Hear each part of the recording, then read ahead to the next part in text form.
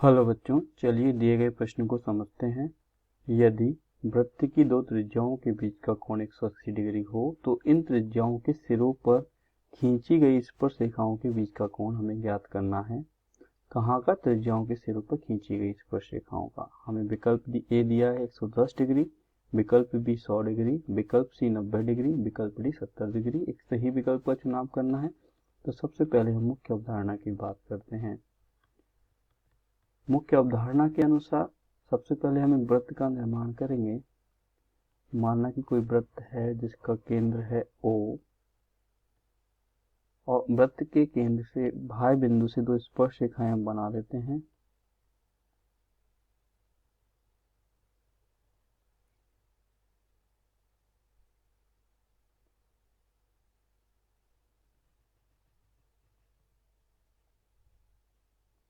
ये आपकी दो स्पर्शरेखाएं हमने खींच दी हैं बिंदु P से, P A और ये B। हमें दिया गया है AOB, AOB का मान 90 डिग्री 110 डिग्री, माफी चाहेंगे, 110 डिग्री दिया गया है। हमें स्पर्श रेखाओं के बीच का कोण निकालना है, यह अर्थात एंगल APB का मान निकालना है। तो मुख्य अवधारणा के अनुसार वृत्त के केंद्र को स्पर्श रेखा के स्पर्श बिंदु से मिलाने वाली रेखा अर्थात वृत्त की त्रिज्या,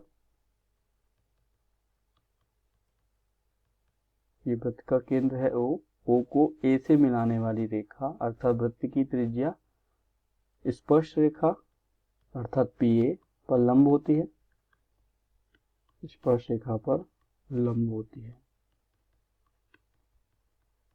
तो हम लिखेंगे प्रमेय के अनुसार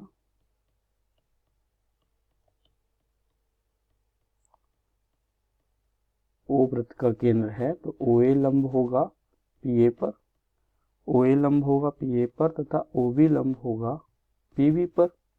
अर्थात ये जो हमारे कोण बनेंगे वो 90 डिग्री के होंगे। हम लिख सकते हैं इसके अनुसार कोण PAB बराबर 90 डिग्री, कोण PBA बराबर 90 डिग्री हमें प्राप्त हो गए हैं। अब बात करते हैं त्रिभुज OAP एवं त्रिभुज OBP। इसको प्राप्त करने के लिए हम एक रचना करते हैं, बिंदु P को O से मिला देते हैं तो हमें दो त्रिभुज प्राप्त हो रहे हैं। तो हम बात करेंगे त्रिभुज OAP व त्रिभुज OBP से। हम देखेंगे कि भुजा OP उभयनिष्ठ है, OP बराबर OP हमारी उभयनिष्ठ भुजा है। कोण OAP बराबर कोण OBP है बराबर 90 डिग्री, ये हमने प्रमेय से ज्ञात किया है, सिद्ध किया है। तथा OA बराबर OB, ये हमारी वृत्त की त्रिज्या है। वृत्त की त्रिज्या दोनों बराबर होंगी। तो हम देखेंगे समकोण कर्ण पक्ष अर्थात RHS नियम से, अर्थात किसी समकोण त्रिभुज की यदि दो भुजाएं और एक कोण समकोण बराबर हो तो वो RHS नियम से दोनों त्रिभुज सर्वांगसम होंगे। तो हम लिखेंगे RHS नियम से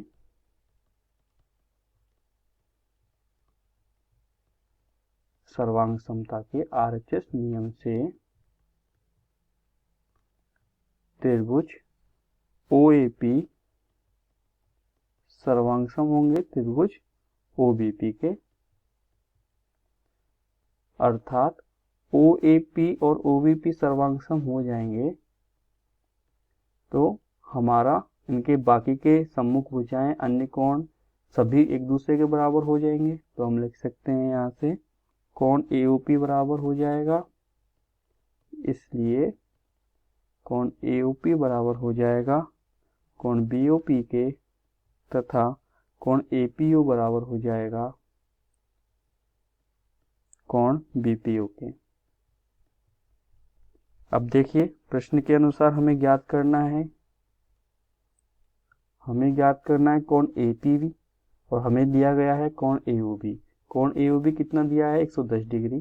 तो हम लिखेंगे कोण AOB बराबर 110 डिग्री। कोण AOB को मैं लिख सकता हूँ AOP प्लस कोण BOP के योग के बराबर। कोण AOP प्लस कोण BOP बराबर 110 डिग्री। अभी हमने सिद्ध किया कोण AOP और कोण BOP एक दूसरे के बराबर है, तो हम लिख सकते हैं कोण AOP प्लस कोण AOP बराबर 110 डिग्री। इस हिसाब से हो जाएगा दो कोण AOP बराबर 110 डिग्री, तो कोण AOP का मान आ जाएगा 110/2 अर्थात 55 डिग्री। तो हमें प्राप्त हुआ कोण AOP और कोण BOP एक दूसरे के बराबर है। कितना आया? 55 डिग्री के बराबर आया। तो हमारे कोण AOP और BOP का मान हमें प्राप्त हो गया है। अब आगे बात करते हैं त्रिभुज AOP की। त्रिभुज AOP, त्रिभुज AOP के A, O और P में हम देखेंगे त्रिभुज के तीनों कोणों का योग 180 डिग्री होता है, जिसमें हमें कोण AOP का मान पता है, कोण PAO का मान पता है, बट कोण APO का मान नहीं पता, तो हम निकाल सकते हैं। तो हम लिखेंगे त्रिभुज AOP से, त्रिभुज AOP से हमें प्राप्त हो जाएगा कोण OAP प्लस कोण AOP प्लस कोण APO। त्रिभुज के तीनों आंतरिक कोणों का योग होता है 180 डिग्री। OAP स्पर्श रेखा और त्रिज्या के मध्य का कोण, AOP 55 डिग्री जस्ट हमने अभी निकाला है, और APO हमें नहीं पता, हम निकाल लेंगे 180 डिग्री। तो कोण APO बराबर 180 माइनस 90 माइनस 55, तो हल करने पे आएगा APO बराबर 180 माइनस 135 अर्थात 35 डिग्री। हमें APO का मान आ गया 35 डिग्री। अब हमें ज्ञात करना है दोनों स्पर्श रेखाओं के मध्य का कोण। तो दोनों APO और कोण BPO एक दूसरे के बराबर है, तो हम लिखेंगे कोण APO बराबर कोण BPO बराबर 35 डिग्री। कोण APB हमें ज्ञात करना है, अर्थात दोनों स्पर्श रेखाओं के मध्य का कोण हमें ज्ञात करना है। कोण APB वो किसके योग के बराबर होगा? APO प्लस BPO के योग के बराबर होगा। तो हम लिखेंगे कोण APB बराबर कोण APO प्लस कोण BPO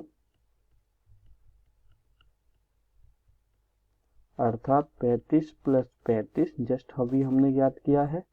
तो कोण APB बराबर 70 डिग्री, हमें यही ज्ञात करना है। चलिए प्रश्न में 4 विकल्प दिए गए हैं, देखते हैं कौन सा सही विकल्प होगा। तो विकल्पों की ओर जाते हैं, तो विकल्प ए गलत हो जाएगा, विकल्प बी गलत हो जाएगा, विकल्प डी हमारा सही उत्तर होगा 70 डिग्री। तो हम लिखेंगे विकल्प डी हमारा सही उत्तर है। हमें यही ज्ञात करना था। तो आपने देखा किस प्रकार मुख्य अवधारणा की सहायता से हमने दिए गए प्रश्न को हल किया है एवं सही विकल्प का चुनाव किया है, अर्थात दो स्पर्श रेखाओं के मध्य का कोण 70 डिग्री प्राप्त किया है। आशा करता हूँ आपको यह समझ आया होगा। धन्यवाद।